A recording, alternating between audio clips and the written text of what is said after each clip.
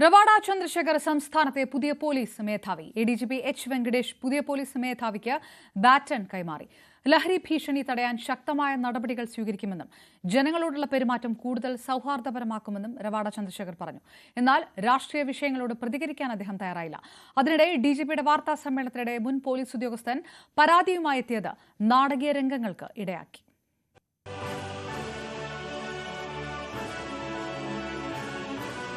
പതിവ് രീതികളിൽ നിന്ന് വിപരീതമായി അതിരാവിലെ തന്നെ പോലീസ് മേധാവിയായി ചുമതല ഏറ്റെടുക്കാനെത്തിയ റവാഡ എ ചന്ദ്രശേഖറിനെ ഉന്നത ഉദ്യോഗസ്ഥരുടെ നേതൃത്വത്തിലാണ് പോലീസ് ആസ്ഥാനത്തേക്ക് സ്വീകരിച്ചത്. തുടർന്ന് 41ാമത് സംസ്ഥാന പോലീസ് മേധാവിയായി ക്രമസമാധാന ചുമതലയുള്ള എഡിജിപി എച്ച് വെങ്കടേഷിൽ നിന്ന് റവാഡ അധികാര ബാറ്റൺ ഏറ്റുവാങ്ങി.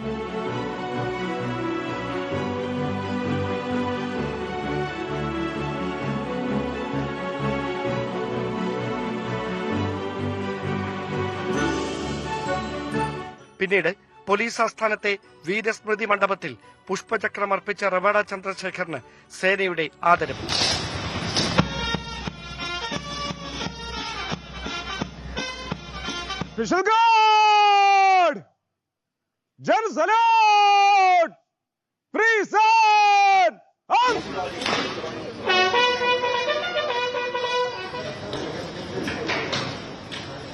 ക്രമസമാധാനം ശക്തിപ്പെടുത്തുമെന്നും സ്ത്രീകൾക്കെതിരായ അതിക്രമങ്ങളെ ഗൌരവത്തോടെയാണ് കാണുന്നതെന്നും ലഹരിക്കെതിരായ പോരാട്ടം ശക്തിപ്പെടുത്തുമെന്നും പുതിയ പോലീസ് മേധാവിയുടെ പ്രഖ്യാപനം.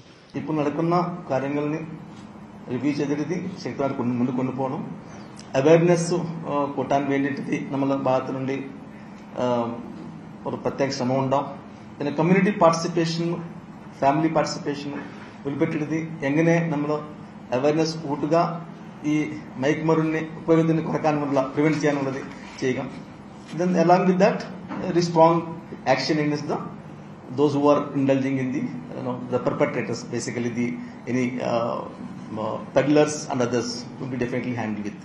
അതേസമയം തന്റെ നിയമനം സംബന്ധിച്ച രാഷ്ട്രീയ വിവാദങ്ങളുമായി ബന്ധപ്പെട്ട ചോദ്യങ്ങളിൽ നിന്ന് അദ്ദേഹം ഒഴിഞ്ഞു മാറി. I have no comments to offer on that one. Okay. DGP വാർത്താ സമ്മേളനം നടത്തുന്നതിനിടെ നാടകീയമായ രംഗങ്ങളാണ് അരങ്ങേറിയത്. താൻ പോലീസിന്റെ ക്രൂരതകളുടെ ഇരയാണെന്ന് പറഞ്ഞ് കണ്ണൂർ എടക്കാട് സ്വദേശിയായ ബഷീർ ഉന്നത ഉദ്യോഗസ്ഥരുടെ ഡയസിനടുത്തേക്ക് എത്തുകയായിരുന്നു. സുരക്ഷാ ചുമതലയിലുണ്ടായിരുന്ന ഉദ്യോഗസ്ഥർ ബലം പ്രയോഗിച്ചാണ് ഇദ്ദേഹത്തെ കോൺഫറൻസ് റൂമിന് പുറത്തേക്ക് മാറ്റിയത്. മുൻപ് കണ്ണൂരിൽ മുഖ്യമന്ത്രി പങ്കെടുത്ത പരിപാടിയിലും ബഷീർ സമാനമായ തരത്തിൽ വേദിയിൽ കയറി തടസ്സം സൃഷ്ടിച്ചിരുന്നു. സംഭവത്തിൽ പോലീസ് ആസ്ഥാനത്തെ AIG ജി പൂങ്കുഴലി അന്വേഷണം തുടങ്ങി. ന്യൂസ് 18 തിരുവനന്തപുരം.